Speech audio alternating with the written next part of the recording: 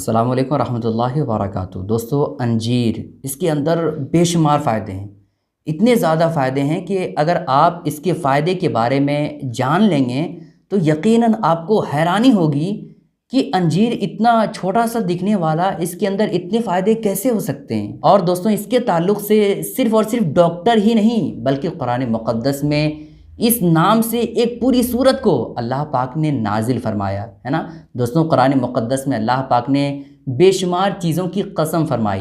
कभी अल्लाह पाक ने पहाड़ों की कसम फरमाई, कभी अल्लाह पाक ने सूरज की कसम फरमाई, कभी चाँद की, कभी किसी और चीज़ की, और साथ ही साथ अल्लाह पाक ने अंजीर की कसम फरमाई। जी हाँ दोस्तों, बिल्कुल आपने सही सुना। 30वें पारे में एक सूरा है जिसका नाम सूरह तीन है। तीन का मतलब होता है अंजीर। अल्लाह पाक ने कुरान मुक़द्दस में इरशाद फरमाया व तीन, है ना, अंजीर की कसम। तो आप सोचिए कि अल्लाह पाक अगर कोई चीज़ की कसम फरमाता है तो जाहिर सी बात है वो चीज़ अहमियत होती है ना। दोस्तों, आज मैं आपके सामने तकरीबन 13 फ़ायदे अंजीर के बयान करने वाला हूँ, जिसके ज़रिए से आपको मुकम्मल तौर पर यकीन हो जाएगा कि वाकई में अंजीर एक ऐसा फल है जिसके अंदर बेशुमार फ़ायदे हैं। तो दोस्तों, आपसे गुजारिश है कि आप वीडियो को ध्यान से देखिएगा और कोशिश कीजिएगा कि इन तमाम फ़ायदों को बगौर समात करें, है ना। और दोस्तों, मैं आपको बता देना चाहता हूँ कि ये जो 13 फ़ायदे आज मैं आपके सामने बयान करने वाला हूँ, आप ये ना समझिएगा कि सिर्फ़ और सिर्फ अंजीर के अंदर 13 ही फ़ायदे हैं, नहीं, बल्कि इसके अलावा और भी बेशुमार फ़ायदे हैं जिसको एक वीडियो में यकबारगी बयान नहीं किया जा सकता, है ना।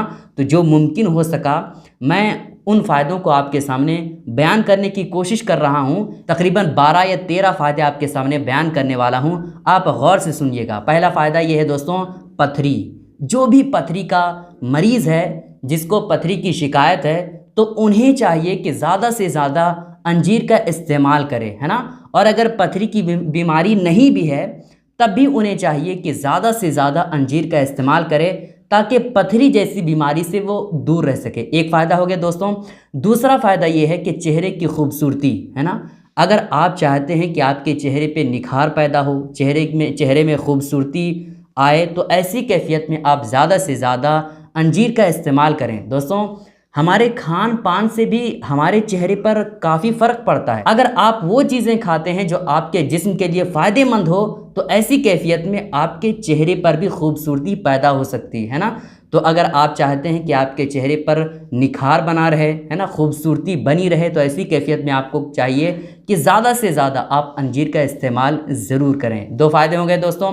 तीसरा फ़ायदा है कमर का दर्द, है ना। बहुत सारे लोग ऐसे हैं दोस्तों जो ये शिकायत ज़रूर करते हैं कि भाई थोड़ा काम करते हैं तो कमर में दर्द की शिकायत बहुत ज़्यादा होती है, और अगर काम नहीं भी करते हैं तो कमज़ोरीपन की वजह से, है ना, चलते हैं टहलते हैं तब भी कमर में दर्द की शिकायत होती है। तो ऐसे लोगों को चाहिए कि अंजीर का इस्तेमाल ज़्यादा से ज़्यादा करें ताकि कमर के जो दर्द की शिकायत है वो दूर हो जाए। 3 फ़ायदे हो गए दोस्तों। चौथा फ़ायदा ये है कि निहार मुँह, यानी खाली पेट अगर आप अंजीर को खाते हैं तो बहुत सारी बीमारियों का ख़ात्मा हो जाता है। दोस्तों, हमारे जिस्म में बहुत सारी बीमारियां ऐसी होती है जो हमें महसूस होती है, लेकिन उसका पता नहीं चलता है कि आखिर इस बीमारी का नाम क्या है ना। महसूस नहीं होता है कि आखिर क्या हो रहा है हमारे जिस्म पे, लेकिन दर्द या तकलीफ़ होती है। तो बहुत सारी ऐसी बीमारियां हमारे जिस्म में मौजूद है। तो अगर आप सुबह सवेरे खाली पेट अगर अंजीर खाते हैं तो छोटी छोटी जो बीमारियां हमारे जिस्म पे होती है, जिसकी वजह से हमें तकलीफ़ होती है, उन तमाम तरह की बीमारियों से आप निजात पा जाएंगे, बीमारियां ख़त्म हो जाएंगी गोया की, है ना। 4 फ़ायदे हो गए दोस्तों। 5वां फ़ायदा बवासीर। बहुत सारे लोगों को ये बीमारी होती है दोस्तों, और जब ये बीमारी होती है तो इंसान का वजूद कांपने लगता है। बहुत ही ज़्यादा ख़तरनाक बीमारी है, और इससे बचने के लिए लोग काफ़ी रुपए खर्च करते हैं, है ना, हज़ारों रुपए खर्च कर देते हैं, दवाइयाँ खाते हैं। तो अगर जो भी बवासीर का मरीज़ है या फिर अगर मरीज़ नहीं भी है ना, तब भी ज़्यादा से ज़्यादा अंजीर का इस्तेमाल करें ताकि ये बीमारी उनको दूर दूर तक महसूस तक ना हो, है ना। तो बवासीर मरीज़ के लिए अंजीर खाना ये बहुत ही ज़्यादा फ़ायदेमंद साबित होता है। 5 चीज़ें हो गई दोस्तों। छठी चीज़ ये है दोस्तों, जोड़ों का दर्द। बहुत सारे लोग ऐसे हैं जो जोड़ों के दर्द की शिकायत बहुत ज़्यादा होती है। तो ऐसे लोगों को चाहिए कि जो जोड़ों का दर्द है वो ख़त्म करने के लिए जहां आप दवाइयां खाते हैं तो खाएं आप दवाइयां, लेकिन साथ ही साथ अंजीर का ज़्यादा से ज़्यादा इस्तेमाल करें। इससे आपके जोड़ों में जो दर्द और तकलीफ़ होती है, अंजीर के खाने की वजह से बहुत हद तक वो दर्द आपका ख़त्म और बिल्कुल अच्छा आप महसूस करेंगे। 6 चीज़ें हो गई दोस्तों।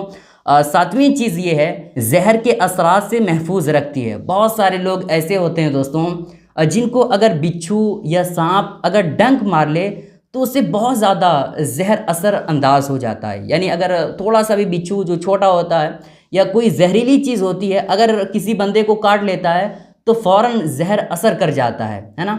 तो ऐसे लोगों को चाहिए, ऐसे लोगों को क्या, ज़्यादातर लोगों को चाहिए कि अंजीर का इस्तेमाल ज़्यादा करें, ताकि कभी कभार अगर कोई जहरीली चीज़ है ना डंक मारे तो उसका जहर ज़्यादा असर अंदाज ना हो। तो अंजीर का इस्तेमाल ज़रूर करें ताकि जहरीली चीज़ हमारे जिस्म पर असर ना हो। 7 चीज़ें हो गई दोस्तों।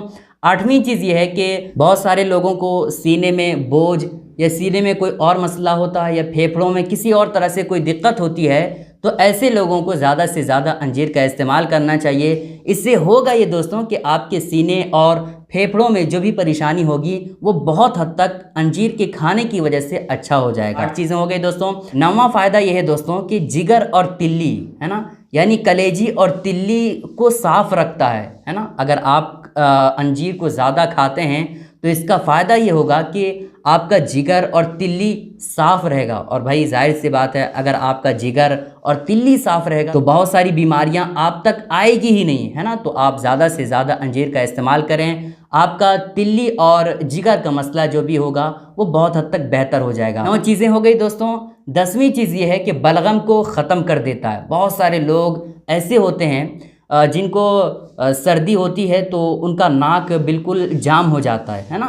तो अगर आप अंजीर खाते हैं तो अंजीर के खाने की वजह से आपके नाक में जो भी गंदगी होगी वो पानी की शक्ल में धीरे धीरे करके आपके जिस्म से बाहर निकाल देगा, है ना, आपकी नाक से बाहर निकाल देगा।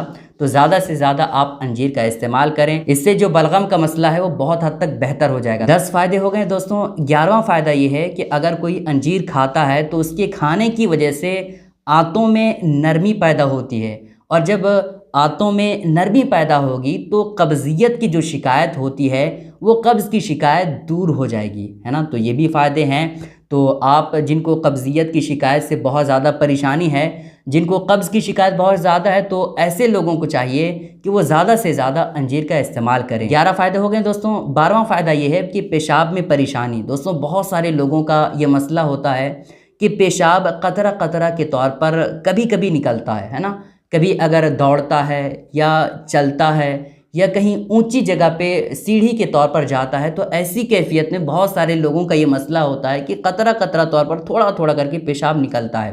तो ऐसे लोगों को चाहिए कि वो ज़्यादा से ज़्यादा अंजीर का इस्तेमाल करे। इससे उसके पेशाब में जो कतरापन हो करके निकलता है थोड़ा बहुत, है ना, वो उससे बहुत हद तक बेहतर हो जाएगा। और पेशाब में जो भी परेशानी होती है, पेशाब करते वक्त कोई भी दिक्कत होती है, तो वो इस परेशानी से बच जाएगा, निजात पा जाएगा, है ना।